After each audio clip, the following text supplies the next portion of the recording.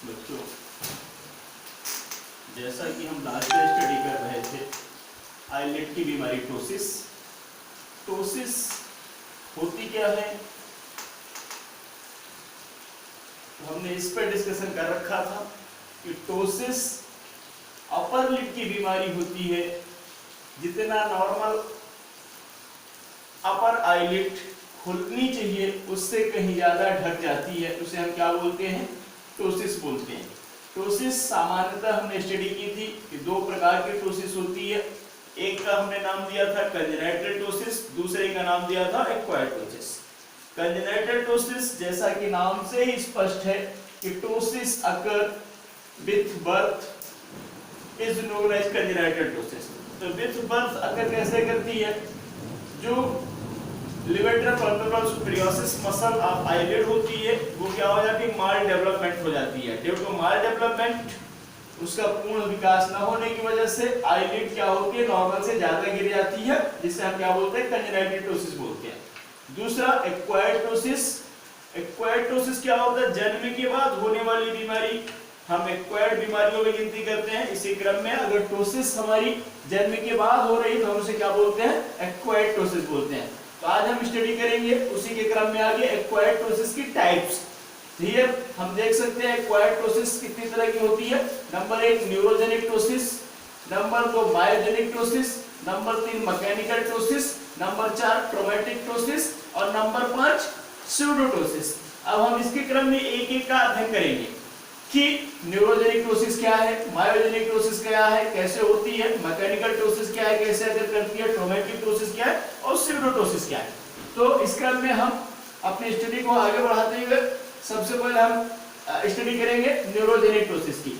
The neurogenic tosis, levator purpura superioris is supplied by third cranial nerves। उसकी क्या हो जाती है, पैरालिसिस हो जाती है। हम इसमें अध्ययन कर सकते हैं या बोल सकते हैं इसके डिफिनेशन में, it is occur due to third nerve palsy when the upper eyelid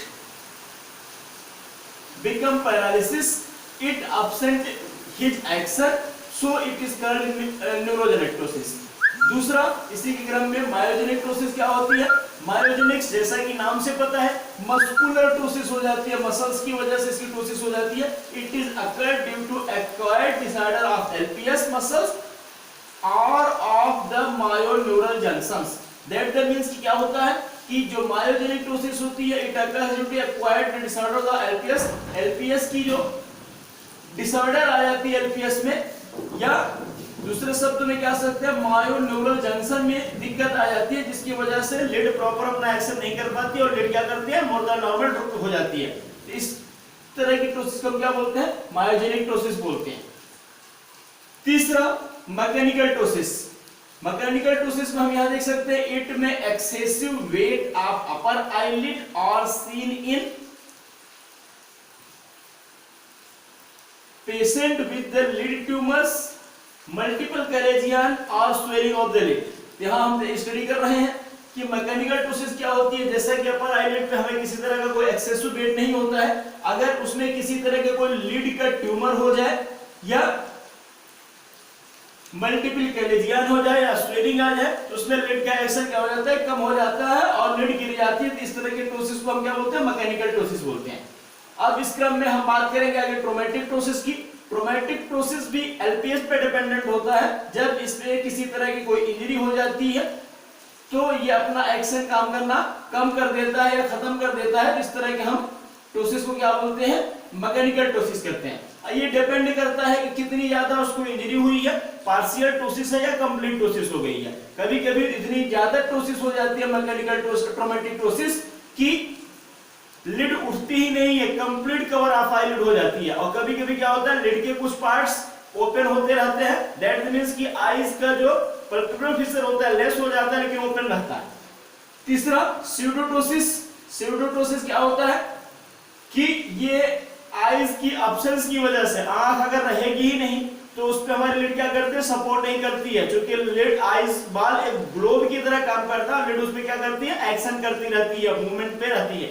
लेकिन अगर ग्लोब ही न रहेगा तो लिड हमारी क्या करेगी, बिल्कुल चिपक जाएगी। तो इस क्रम को भी हम क्या बोलते हैं, स्यूडोडोसिस। यहाँ हम देख सकते हैं इट इज सीन इन एनाप्थाल्मिया।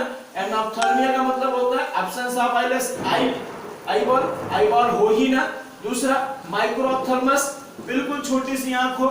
तीसरा थाइसिस बल्ब, आंख थी लेकिन अब क्या हो गई, आंख का स्ट्रक्चर्स बिल्कुल कोलैप्स हो चुका है, मतलब you can say absence of eyeball. It occurs, ptosis is known as स्यूडोटोसिस।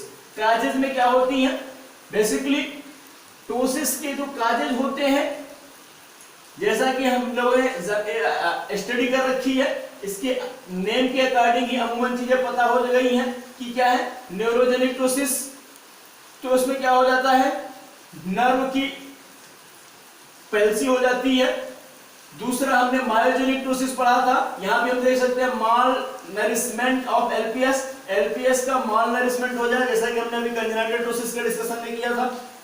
तीसरा genetics weak of superior rectus muscles, जो सुपीरियर रेक्टस मसल्स होती है आईलिड को एलिवेट में मदद करती है, वो क्या हो जाए, वीक हो जाए। जितना उसका पार्ट रहेगा एलिवेशन में सुपीरियर रेक्टस का, अब क्या होगा, उतना कम हो जाएगा। इस तरह की टोसिस को हम क्या बोलते हैं, ये भी एक काज बन जाता है किसका, टोसिस का।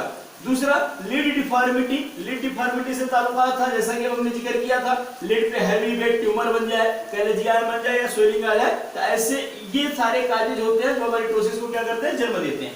तो नेक्स्ट है, अभी आज हमने इस पर डिस्कशन किया टाइप ऑफ टोसिस, कितनी टाइप की टोसिस होती है, उसके काजेज क्या होते हैं। नेक्स्ट डे हम इसमें क्या स्टडी करेंगे, साइन, सिम्टम और ट्रीटमेंट।